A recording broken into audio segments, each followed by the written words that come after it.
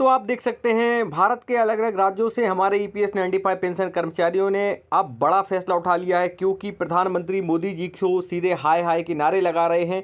क्योंकि लगाना भी इसलिए ज़रूरी है क्योंकि आप देख सकते हैं 10 साल हो चुके हैं और हमारे पेंशन कर्मचारी लगातार मांग कर रहे हैं। हालांकि एक गुड न्यूज़ आ चुकी है, प्रधानमंत्री मोदी जी से मुलाकात होने की पूरी संभावनाएं हैं। आखिरकार पीएम मोदी जी ने भी पेंशन कर्मचारियों के बारे में क्या कहा है वो भी बताएंगे। साथ में कमांडर साहब अशोक रावत जी की ओर से क्या एक लेटर जारी किया गया है, और इतना ही नहीं, वित्त मंत्री ने क्या आदेश दे दिया है, निर्मला सीतारमण जी के द्वारा क्या क्या फैसले लिए गए हैं हमारे ईपीएस 95 पेंशन कर्मचारियों को। और एक बात मैं आपको और बताने वाला हूं, जैसे कि आप सभी को पता है कि 12, 13 और जो है 14 को ये जो बड़े फैसले लिए गए थे, और इसके अंतर्गत जो है लगातार फिर 15 तारीख को भी एक धरना प्रदर्शन हुआ। उसके बाद आपको एक और बात जानकारी पता होगी कि भाई 21 तारीख को भी, 21 अप्रैल, जी हाँ, अगर मैं आपको बता दूं कि 21 अप्रैल को भी आपका एक बड़ा प्रदर्शन होने जा रहा है, जो कि राष्ट्रीय स्तर पर होने वाला है दिल्ली में।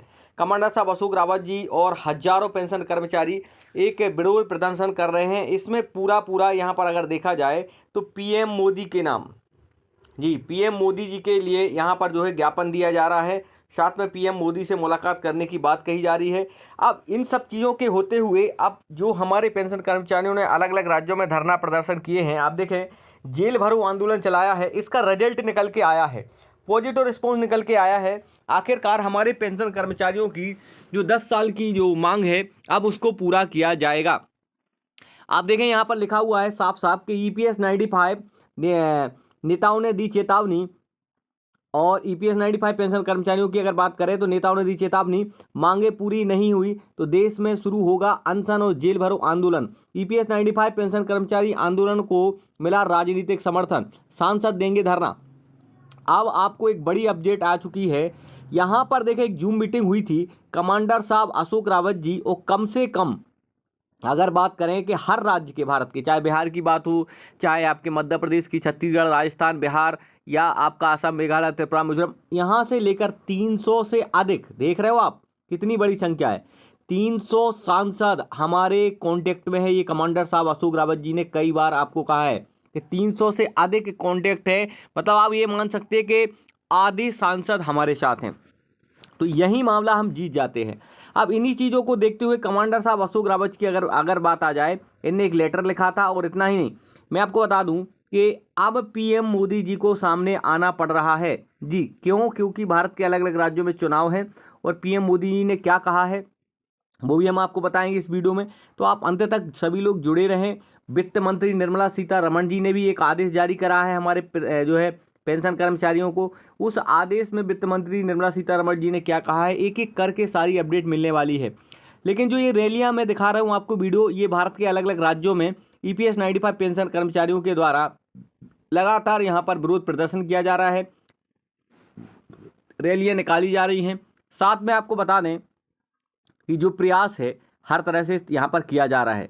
अब एक और बात आपको बता दूं कि वीडियो को पूरा जरूर देखना अंत तक, ताकि सारी अपडेट हम आपको दे सकें। चले, पीएम मोदी जी ने क्या कहा है, कमांडर साहब अशोक रावत जी ने क्या लेटर के माध्यम से जानकारी अपडेट आई है, वो सब हम आपको दिखाने वाले हैं। चलिएगा, लेकिन आप लोगों से निवेदन है कि वीडियो को पूरा जरूर देखना, साथ में चैनल को सब्सक्राइब भी करें, क्योंकि आज आप देखो, अगर आपकी कोई लड़ाई लड़ रहा है तो वो कमांडर साहब अशोक रावत जी हैं।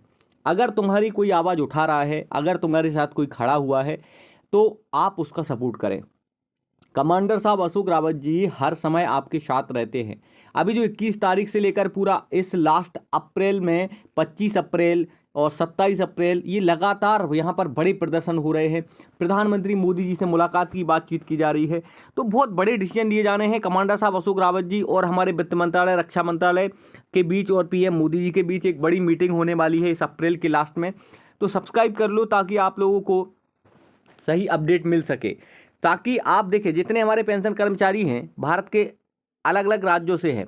सबसे बड़ी बात, एक तो आप भारत के अलग अलग राज्यों से हैं, आपकी अगर बात जब भी आ जाए, जब भी यहाँ बात आती है, तो हमारे जो कमांडर साहब अशोक रावत जी हैं वो साथ देते हैं। और इसको सब्सक्राइब करने का कोई चार्ज नहीं लगता है, हम चाहते हैं हमारे भारत देश के अंदर जितने पेंशन कर्मचारी हैं उनकी सबके लिए अपडेट पहुँचे, इसको अपडेट सही सार पारदर्शिता से पहुँचे, उनकी आवाज़ उठाई जाए। अगर आप लोग भी कमांडर साहब अशोक रावत जी के साथ मीटिंग में जुड़ना चाहते हैं, जूम मीटिंग के माध्यम से, तो आप कमेंट बॉक्स में बताना। और भारत के किस राज्य से देख रहे हैं, कितने आपको पेंशन मिलती है, वो भी कमेंट बॉक्स में बताना।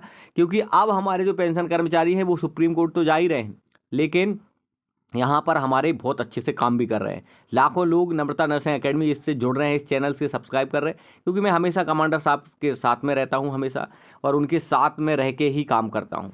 ठीक है, एक आपको ज़्यादा से ज़्यादा शेयर करना। आप बताते कमांडर साहब ने क्या कहा है।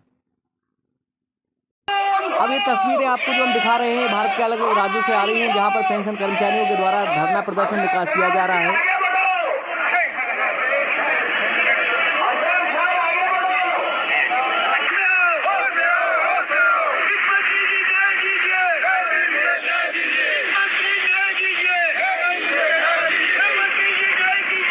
देख सकते हैं आप, तो भारत के अलग अलग राज्यों से मांग उठ रही है। ईपीएस 95 पेंशन कर्मचारी मिलजुल कर प्रधानमंत्री मोदी जी तक मुलाकात करने के लिए जा रहे हैं।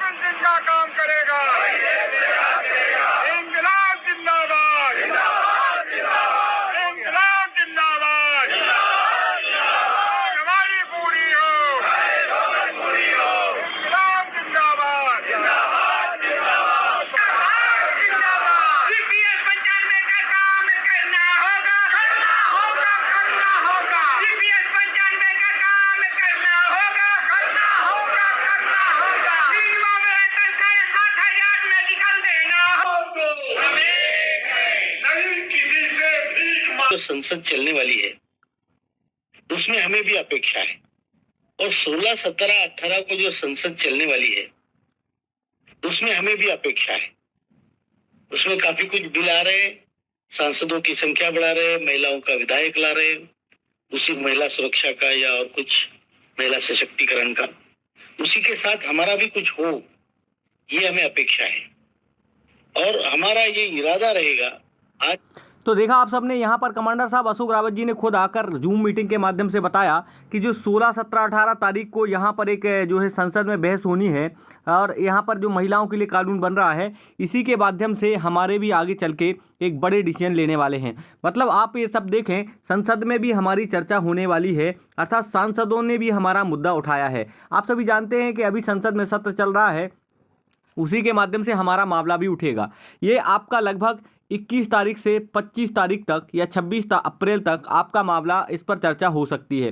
संसद में यहाँ पर चर्चा ये की जानी है, ये जो हमारे ईपीएस 95 पेंशन कर्मचारी हैं, इसमें संसद में देखिएगा आपको यहाँ हो सकता है 26 अप्रैल को संसद में इस ईपीएस 95 पेंशन कर्मचारियों के बारे में चर्चा हो सकता है 28 अप्रैल को हो, क्योंकि महिलाओं के जो बिल पर चर्चा चल रही है, जिस तरह संसद में बैठक हो रही है लगातार, इसमें आपको ये तय किया गया है कि एक बड़ा डिसीजन लिया जा सकता है। पीएम मोदी खुद चर्चा कर सकते हैं या फिर हमारे सांसदों के द्वारा मांग की जा सकती है, क्योंकि आपकी 78 से 80 लाख जनसंख्या है, इसलिए मामले को यहाँ पर सीरियस से लिया जा रहा है, और आज नहीं तो हम कल जरूर जीतेंगे, ये हमारा वादा है। लेकिन हमें सबको एकजुट होना पड़ेगा, संगठित होना पड़ेगा। ये हमने पहले कहा है आपसे कि लगातार आपको कमांडर साहब जी जिस तरह से यहाँ पर सहयोग कर रहे हैं, हम सबको संगठित रहने की ज़रूरत है। संगठन में ताकत है, संगठित रहिएगा, क्योंकि जब हम संगठित रहेंगे तो हमारी मांगें जरूर उठेंगी। आज कमांडर साहब अशोक रावत के साथ साथ भारत के अलग अलग सांसदों की जो हमें समर्थन मिल रहा है, एक बहुत बड़ी जीत है। आगे देखिए क्या क्या हुआ है वो हम आपको बताएंगे। महिला सशक्तिकरण का, उसी के साथ हमारा भी कुछ हो, ये हमें अपेक्षा है और हमारा ये इरादा रहेगा। आज की तारीख में जो हम डिसीजन लेंगे, मैं आपकी मालूमात के लिए कहता हूँ, हम सब मिलकर जो डिसीजन लेंगे वो इसीलिए होगा कि 18 तारीख तक हमारा रिजल्ट। अब इतना ही नहीं, हमारे जितने APS 95 पेंशन कर्मचारी हैं, इन्होंने अपनी मांगों को उठाकर अलग अलग राज्यों में सांसदों मंत्रियों तक भी पहुंचाया है। मतलब हमारे EPS 95 पेंशन कर्मचारी एकजुट हो रहे हैं, संगठित हो रहे हैं, अपनी मांगों को राष्ट्रीय स्तर पर ले जा रहे हैं। इनके लिए बहुत बहुत धन्यवाद है कि हमारे कम से कम जितने EPS 95 पेंशन कर्मचारी हैं, कम से कम विरोध तो कर रहे हैं, साथ में खड़े हैं आज, हाँ, कंधे से कंधा मिलाकर साथ दे रहे हैं। इसलिए मैं बार बार कहता हूं कि आप सबको सही अपडेट मिलती रहे, इसलिए चैनल को सब्सक्राइब कर लो, ज़्यादा से ज़्यादा लोगों तक पहुंचा दो। को अपने रोजमर्रा के खर्चों को पूरा करने में कठिनाइयों का सामना करना पड़ रहा है। लंबे समय से यह मांग उठती रही है कि EPS 95 के तहत मिलने वाली न्यूनतम पेंशन राशि में बढ़ोतरी की जाए। पेंशनर्स का कहना है कि वर्तमान में जो पेंशन मिल रही है वह उनकी बुनियादी जरूरतों को भी पूरा नहीं कर पा रही है। यही कारण है कि इस मुद्दे को हाल ही में संसद में भी गंभीरता से उठाया गया। संसद में हुई चर्चा के दौरान सरकार की ओर से यह स्पष्ट किया गया कि EPS 95 एक सामाजिक सुरक्षा योजना है जिसमें कर्मचारियों, नियोक्ताओं और केंद्र सरकार तीनों का योगदान शामिल होता है। इस योजना के तहत मिलने वाली पेंशन एक तय फॉर्मूले के आधार पर निर्धारित होती है, जिसमें पेंशन योग्य सेवा और पेंशन योग्य वेतन को ध्यान में रखा जाता है। यह फॉर्मूला कुछ इस प्रकार काम करता है कि कुल सेवा अवधि और औसत वेतन को जोड़कर उसे 70 से विभाजित किया जाता है, जिसके बाद अंतिम पेंशन राशि निर्धारित होती है। लेकिन सवाल यह है कि क्या यह फॉर्मूला आज के समय के अनुसार पर्याप्त है? दोस्तों, जब महंगाई लगातार बढ़ रही हो, जीवन यापन का खर्च बढ़ता जा रहा हो, तो ऐसे में एक स्थिर और कम पेंशन पर निर्भर रहना काफी मुश्किल हो जाता है। यही कारण है कि अब सरकार भी इस विषय को गंभीरता से देखने लगी है। सरकार की ओर से यह संकेत दिए गए हैं कि वह पेंशन धारकों के हितों की रक्षा के लिए प्रतिबद्ध है और उन्हें बेहतर सुविधाएं देने के लिए प्रयासरत है। हालांकि अभी तक कोई आधिकारिक घोषणा नहीं की गई है, लेकिन संसद में जिस तरह से यह मुद्दा उठाया गया और सकारात्मक प्रतिक्रिया देखने को मिली, उससे यह उम्मीद जरूर जगी है कि आने वाले समय में कोई बड़ा फैसला लिया जा सकता है। अब दोस्तों, बात करते हैं दूसरी बड़ी खबर की, जिसका इंतजार देश के लाखों केंद्रीय कर्मचारी और पेंशनर्स लंबे समय से कर रहे हैं, और वह है 8वां वेतन आयोग। 7वें वेतन आयोग के लागू होने के बाद अब उसकी अवधि लगभग समाप्ति की ओर है और ऐसे में सभी की निगाहें अब 8वें वेतन आयोग पर टिकी हुई हैं। हर कर्मचारी और पेंशनर के मन में यह सवाल है कि क्या इस बार सैलरी में बड़ा इजाफा होगा, क्या पेंशन में भी सुधार होगा और क्या न्यूनतम वेतन में ऐतिहासिक बढ़ोतरी देखने को मिलेगी। हाल ही में इस संदर्भ में एक महत्वपूर्ण बैठक आयोजित की गई, जिसमें केंद्रीय कर्मचारियों के विभिन्न संगठनों के प्रतिनिधियों ने हिस्सा लिया।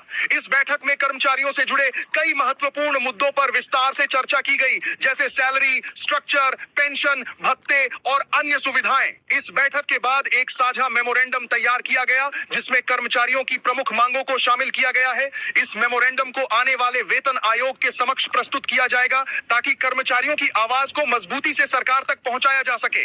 अब सबसे बड़ा सवाल यह है कि आखिर न्यूनतम सैलरी में कितनी बढ़ोतरी हो सकती है। 7वें वेतन आयोग के तहत लेवल 1 के कर्मचारियों के लिए बेसिक सैलरी 18,000 रुपए तय की गई थी, लेकिन अब जो अनुमान लगाए जा रहे हैं उनके अनुसार 8वें वेतन आयोग में यह सैलरी बढ़कर लगभग 45,000 रुपए तक पहुंच सकती है। कुछ विशेषज्ञों का यह भी मानना है कि अगर फिटमेंट फैक्टर में अधिक बढ़ोतरी होती है तो यह सैलरी 50,000 रुपए या उससे भी अधिक हो सकती है। हालांकि यह अभी केवल संभावनाएं हैं और अंतिम निर्णय वेतन आयोग की सिफारिशों और सरकार की मंजूरी पर निर्भर करेगा। दोस्तों, यहाँ पर फिटमेंट फैक्टर एक बहुत ही महत्वपूर्ण भूमिका निभाता है। फिटमेंट फैक्टर वह गुणांक होता है जिसके आधार पर पुरानी सैलरी को नई सैलरी में बदला जाता है। कर्मचारी संगठनों की मांग है कि फिटमेंट फैक्टर को 3 तक बढ़ाया जाए, ताकि सैलरी में अच्छा खासा इजाफा हो सके। वहीं कुछ विशेषज्ञों का मानना है कि यह फैक्टर। तो आज के समय में आप देख पा रहे हैं कि जिस तरह से प्रयास किया जा रहा है, यहाँ पर आपको एक बात देखने को मिलती है कि भारत की मीडिया हमारा साथ नहीं दे रहे हैं। लगातार कमांडर साहब, हमारे अशोक रावत जी, हमारे EPS 95 पेंशन कर्मचारी, ये संगठित हो रहे हैं। तो आज हमें ज़रूरत है कि चैनल को सब्सक्राइब करो, लाखों में सब्सक्राइबर बढ़ाओ, ताकि हमारी बात को प्रधानमंत्री मोदी जी तक पहुँचा जा सके। अब कई लोगों को लगता होगा कि भाई साहब, अरे आप तो पैसे कमा रहे हो चैनल से, अरे भैया मैं अंबानी बन गया। अगर हम अंबानी बन गए हों हैं। अगर यूट्यूब से पैसे आते होते तो सब लोग अंबानी बन जाते। ऐसा नहीं है मेरे प्यारे मित्रों, बस आपकी आवाज़ पहुंचाना, आपकी आवाज़ उठाना हमारा उद्देश्य है। और मैं तो भारत की मीडिया साथ नहीं दे रही है ना, इसलिए कार्य करता हूँ। कमांडर साहब अशोक रावत जी के साथ रहता हूँ, इसलिए चाहता हूँ कि आपकी मांगों की पूरा हो। मैं देख रहा हूँ ना कि आज हमारे जितने पेंशन कर्मचारी हैं, बुजुर्ग हैं, वृद्ध हैं, इनकी दुआ मिलेगी, हमें इनका सपोर्ट मिलेगा, इनका प्यार मिलेगा। इसके लिए हम आवाज़ उठाते रहेंगे। आप चैनल को सब्सक्राइब करो, ज़्यादा से ज़्यादा लोगों तक पहुँचाओ, और हम आपके साथ हमेशा हैं। भारत के किस राज्य से देख रहे हैं, कितनी आपको पेंशन मिलती है, ये सब आपको बताना होगा। आप देखें, चैनल को सब्सक्राइब करो, ज़्यादा से ज़्यादा लोगों को जो है जोड़ो, और आपस में सब लोगों को शेयर भी किया करो, ताकि सब लोगों तक जानकारी पहुंचे। 2.5 से 2.8 के बीच रह सकता है। अब यह देखना बेहद दिलचस्प होगा कि सरकार इस पर क्या फैसला लेती है। दोस्तों, इस पूरे घटनाक्रम में एक और महत्वपूर्ण बात यह है कि केवल सैलरी ही नहीं, बल्कि पेंशन, भत्ते और अन्य सुविधाओं में भी बदलाव की उम्मीद की जा रही है। कर्मचारी संगठन केवल वेतन वृद्धि तक ही सीमित नहीं है, बल्कि वे कई अन्य महत्वपूर्ण मांगे भी उठा रहे हैं। इनमें पुरानी पेंशन योजना की बहाली, महिला कर्मचारियों के लिए विशेष सुविधाएं, पेंशनर्स के अधिकारों की सुरक्षा और नई पेंशन योजना की समीक्षा जैसी मांगे शामिल हैं। यह सभी मांगे इस बात को दर्शाती हैं कि कर्मचारी केवल आर्थिक सुधार ही नहीं चाहते, बल्कि एक सुरक्षित और स्थिर भविष्य की भी उम्मीद कर रहे हैं। दोस्तों, अगर हम पूरे परिदृश्य को देखें तो यह साफ नजर आता है कि आने वाला समय केंद्रीय कर्मचारियों और पेंशनर्स के लिए बेहद महत्वपूर्ण है। हम चाहते हैं हमारा भत्ता 10,000 रुपए दे दो, हम पेंशन में रह लेंगे, टिफिन लगाएंगे, खाएंगे, लेकिन अपनी बलबूते पे अपना कमाया हुआ खाएंगे और अपने 4 दोस्तों के कंधे पे स्वाभिमान से जाएंगे। नमस्कार दोस्तों, मैं विशाल आप सभी पेंशन धारकों, केंद्रीय कर्मचारियों और उनके परिवारों का एक बार फिर से हार्दिक स्वागत करता हूं हमारे इस भरोसेमंद मंच पर, जहां हम आपके लिए लेकर आते हैं हर जरूरी, सटीक और तथ्य आधारित जानकारी, बिना किसी भ्रम और बिना किसी अफवाह के। दोस्तों, आज की यह विशेष प्रस्तुति आपके लिए बेहद अहम होने वाली है, क्योंकि आज हम जिन मुद्दों पर बात करने जा रहे हैं वे सीधे तौर पर आपके भविष्य, आपकी आर्थिक सुरक्षा और आपके सम्मानजनक जीवन से जुड़े हुए हैं। यह सिर्फ एक सामान्य अपडेट नहीं है, बल्कि यह उन करोड़ों लोगों की उम्मीदों की कहानी है जिन्होंने वर्षों तक देश की सेवा की और अब एक सुरक्षित और स्थिर जीवन की अपेक्षा रखते हैं। दोस्तों, सबसे पहले हम बात करते हैं EPS 95 पेंशन योजना की, जो आज के समय में लाखों पेंशन धारकों के लिए जीवन का एक महत्वपूर्ण। तो देखा, अब हमारी मीडिया भी बहुत सारी जगह साथ दे रही है। ऐसे हमारे कई यूट्यूबर हैं जो आपकी बात को उठा रहे हैं, इनके लिए बहुत बहुत धन्यवाद। और यूट्यूब के माध्यम से सरकार तक बात पहुंच रही है, तो जो यूट्यूबर हैं इनके लिए बहुत बहुत धन्यवाद जिन्होंने आवाज़ उठाई है। और हमारे सांसदों को धन्यवाद जो हमारे मामले को जो है संसद तक ले जा रहे हैं। और एक बात याद रखना, आपकी 26 या 27 या 28 अप्रैल को संसद में चर्चा होने वाली है। EPS 95 पेंशन कर्मचारियों की मामला को सांसद उठाने वाले हैं, तो जुड़े रहें, साथ में चैनल को सब्सक्राइब करें। साथ में कमांडर साहब अशोक रावत जी के द्वारा जो जूम मीटिंग की जाती है, अगर उसमें जुड़ना है आपको तो आप कमेंट बॉक्स में बता देना कि हमें जूम मीटिंग में जुड़ना है, मैं आपको लिंक दे दूंगा डायरेक्ट टू डायरेक्ट। साथ में एक बात और कहना चाहूँगा कि आप लोग जितने हो सके चैनल को सब्सक्राइब करो, ज़्यादा से ज़्यादा शेयर करो, ताकि हमारे EPS 95 पेंशन कर्मचारियों तक सही और अच्छी जानकारी पहुंच सके। क्योंकि वर्तमान में बहुत सारे लोग कुछ गलत इन्फॉर्मेशन फैलाकर आपको गलत जानकारी देते हैं।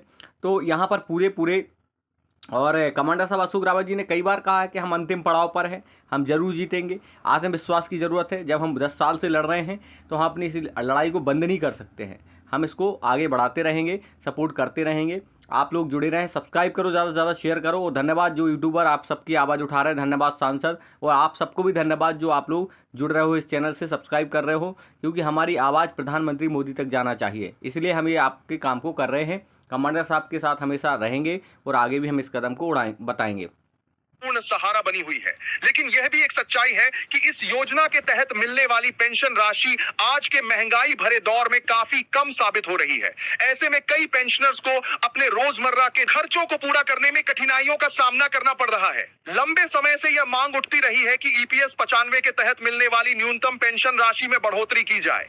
पेंशनर्स का कहना है कि वर्तमान में जो पेंशन मिल रही है वह उनकी बुनियादी जरूरतों को भी पूरा नहीं कर पा रही है। यही कारण है कि इस मुद्दे को हाल ही में संसद में भी गंभीरता से उठाया गया। संसद में हुई चर्चा के दौरान सरकार की ओर से यह स्पष्ट किया गया कि EPS 95 एक सामाजिक सुरक्षा योजना है, जिसमें कर्मचारियों, नियोक्ताओं और केंद्र सरकार तीनों का योगदान शामिल होता है। इस योजना के तहत मिलने वाली पेंशन एक तय फॉर्मूले के आधार पर निर्धारित होती है, जिसमें पेंशन योग्य सेवा और पेंशन योग्य वेतन को ध्यान में रखा जाता है।